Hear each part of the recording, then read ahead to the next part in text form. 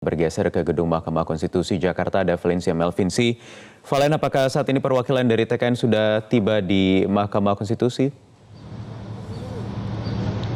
Ya Wahyu, hingga saat ini tim dari perwakilan TKN belum tiba di Mahkamah Konstitusi. Namun sebelumnya sudah dijadwalkan bahwa ada sejumlah perwakilan TKN yang akan hadir ke Mahkamah Konstitusi untuk berkonsultasi kepada beberapa bagian dari Mahkamah Konstitusi ini terkait dengan gugatan atau sengketa pemilu yang sempat dilayangkan oleh kubu Prabowo Sandi pada tanggal 24 Mei lalu. Dan adapun sejumlah jajaran TKN yang akan hadir untuk melakukan konsultasi ini adalah Wakil Ketua TKN sendiri yakni Arsul Sani, dan kemudian ada Direktur Hukum dan Advokasi TKN Irfan Pulungan beserta dengan wakilnya Juri Ardiantoro, dan kemudian ada Usman Kansong selaku Direktur Komunikasi Politik TKN dan juga Koordinator Urusan Penanganan Pelanggaran yakni Nelson Simanjuntak.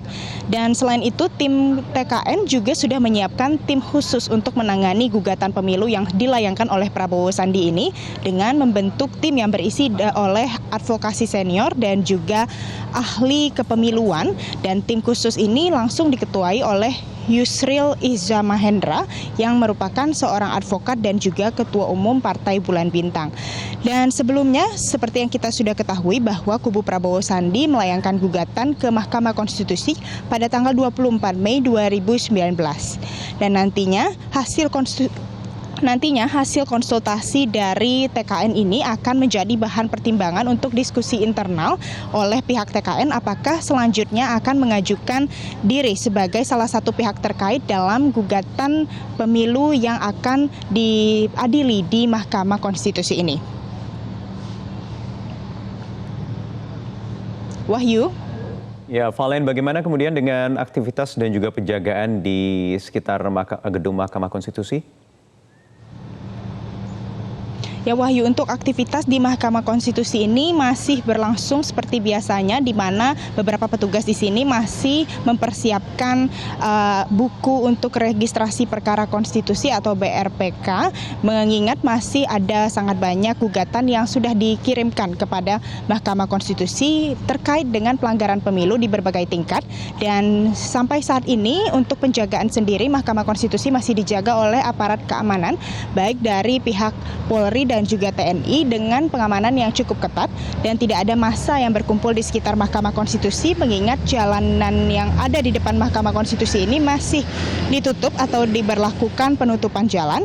Dan selain itu tadi pihak Mahkamah Konstitusi juga menyampaikan ada beberapa jadwal yang mungkin perlu diketahui oleh masyarakat, di mana nantinya pada tanggal 11 Juni 2019 Mahkamah Konstitusi akan melakukan registrasi perkara konstitusi, dan kemudian nanti tanggal 14 Juni akan didahului dengan sidang pendahuluan mengenai gugatan pemilu yang dilayangkan oleh BPN Prabowo Sandi kepada Mahkamah Konstitusi, dan kemudian dilanjutkan dengan tanggal 17 Juni yakni pemeriksaan barang bukti BPN yang mana sudah diberikan kepada Mahkamah Konstitusi pada tanggal 24 Mei lalu, dilanjutkan dengan pemeriksaan pokok perkara seperti yang telah disampaikan ke Mahkamah Konstitusi pada tanggal 24 Juni, dilanjutkan dengan 25 sampai dengan 27 Juni yakni ada rapat permusyawaratan hakim, dan terakhir pada tanggal 28 Juni akan ada penetapan perkara yang akan disampaikan oleh Mahkamah Konstitusi.